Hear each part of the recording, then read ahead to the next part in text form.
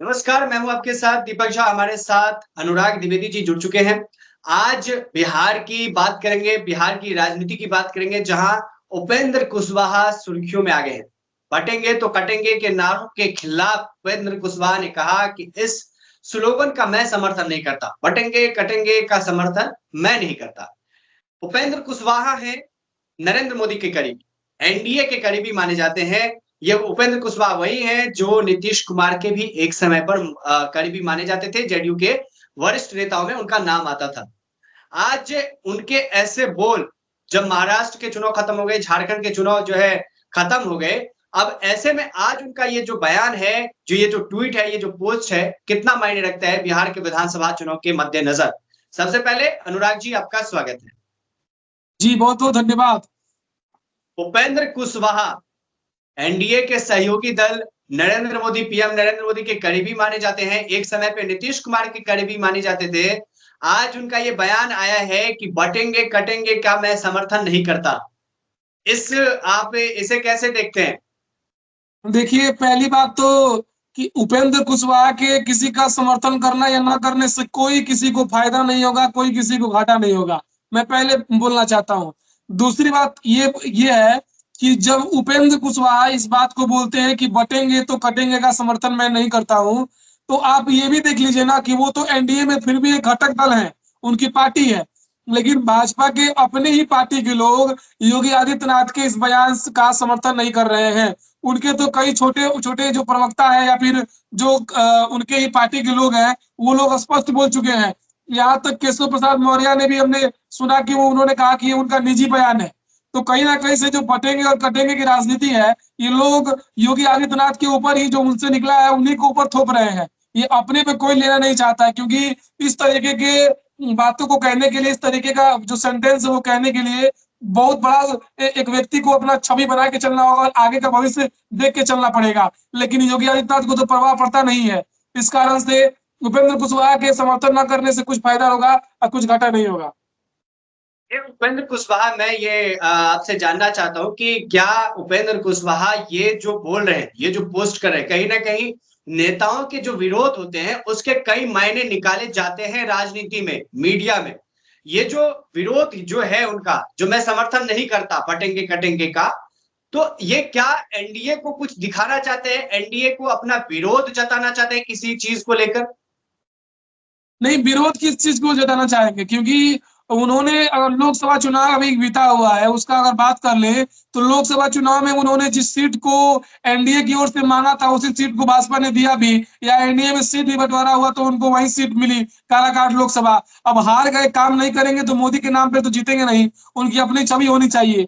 तो उसके बाद से अब किस बात की नाराजगी है? एनडीए से राज्यसभा सांसद भी बन गए हैं, एनडीए में अच्छा उनका पहुंच भी है, उनकी बात को लोग मानते भी हैं। तो अब तो कुछ कोई नाराजगी लगता नहीं है। हाँ, इस बात को लेकर आगामी अपने फ्यूचर या अपने पार्टी के अप्रोच को लेकर वो इस बात को बोलते हो, या फिर उनके अपने पार्टी के जो निजी वोट बैंक है वो उससे प्रभावित होता हो, इस कारण से ये बोलते हो, तो वो सही है। लेकिन अभी कोई एनडीए से नाराजगी नहीं है उपेंद्र कुशवाहा की। बटेंगे तो न कटेंगे की जो राजनीति है उसके ऊपर ये सिर्फ रहना चाहते हैं, और सिर्फ इसको मैं ये अच्छी बैटिंग करना चाहते हैं, इसमें बिल्कुल डिफेंसिव शॉट खेलना चाहते हैं। इसको मैं दूसरे परिप्रेक्ष्य में ले जाना चाहता हूं। क्या उपेंद्र कुशवाहा आने वाले समय में इंडिया गठबंधन के हिस्सेदार बन सकते हैं, हिस्सा बन सकते हैं? क्या हम ऐसी वो दृश्य देख पा रहे हैं? ऐसा कोई राजनीतिक खेल चलेगा बिहार में? जी, मुझे ऐसा नहीं लगता है कि उपेंद्र कुशवाहा इंडिया गठबंधन में जाएं। कहीं ना कहीं से किसी भी प्रकार की कोई भी नाराजगी एनडीए से है ही नहीं। जब किसी से नाराजगी ही नहीं है तो फिर एनडीए को छोड़कर इंडिया में जाने का तो कोई फायदा ही नहीं लगता है, या फिर कोई औचित्य भी नहीं है। जी। जी अनुराग जी, मेन क्या है कि अचानक ये बयान, जब सब कुछ खत्म हो गया हो, जब सब कुछ खत्म हो गया, तो फूफा जी नाराज किस लिए हैं? देखिए, एक यहाँ पे है और एक वहां पे ओम प्रकाश राजभर उत्तर प्रदेश में, उनके लिए भी यही कहा जाता है। लेकिन देखिए, जब उपेंद्र मैं वही बात कह रहा हूँ कि उपेंद्र कुशवाहा इस बात को बोले हैं, इसमें ओम कोई प्रकाश, आश्चर्य की बात ही नहीं है। अनुराग जी, ये ओम तो एनडीए प्रकाश, का सुनिए, ये तो अनुराग एनडीए का जी, घटक दल है। जी। एक चीज मैं इसमें इंटरप्ट करना चाहूंगा और चीज बताना चाहूंगा कि ओम प्रकाश राजभर का तो आपने राजनीतिक कैरियर देखा ही है ना। कि वो कैसे पाला बदल लेते हैं 2 मिनट में। वो तो नीतीश कुमार जैसे हैं उनका दल, कि कभी समाजवादी पार्टी में तो कभी हम्म, अलायंस कर लेते हैं वो। लेकिन बड़ी बात यह है कि जिस प्रकार उपेंद्र कुशवाहा के जाने न जाने से कोई घाटा नहीं होगा एनडीए को, उसी तरीके से ओम प्रकाश राजभर के भी जाने से भी कोई घाटा एनडीए को नहीं होगा, या फिर नहीं होता है किसी के या आने या जाने से ओम प्रकाश राजभर का। लेकिन मैं आपसे यही कह रहा था कि ये तो सिर्फ एक एनडीए के घटक दल के नेता हैं, ये अपने वोट बैंक की राजनीति को चमकाना चाहते हैं, इनका अपना वोट बैंक है, अपने पार्टी की स्ट्रेटजी है। इस बात को लेकर ये सिर्फ अगर बैटिंग करना चाहते हैं तो ये कर रहे हैं। भाई, आपके अपने पार्टी के नेता आपके सपोर्ट में नहीं है। आपके डिप्टी सीएम केशव प्रसाद मौर्य कह रहे हैं कि बटेंगे तो कटेंगे, योगी जी का अपना निजी बयान है। इसके ऊपर तो हम लोग जो नरेंद्र मोदी बोल रहे हैं, एक है तो सेफ है, बड़े नेता है बीजेपी के, तो हम लोग तो उन्हीं के साथ हैं। ये केशव प्रसाद मौर्य का स्टेटमेंट है।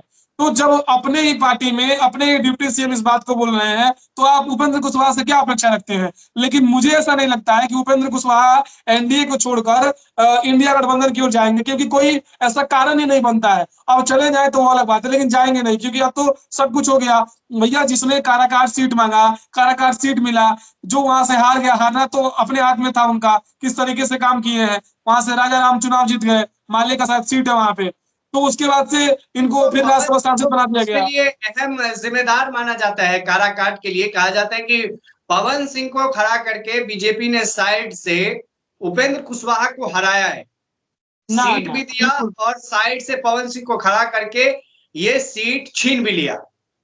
नहीं। अगर भाजपा, देखिए, लॉजिकल सोचिए कि अगर भाजपा पवन सिंह को साइड से खड़ा कराकर अगर वो जिताना चाहती, तो ये बताइए, बक्सर में भी भाजपा चुनाव हार गई, बक्सर में भी वहां पे एनडीए का कोई सांसद नहीं बना।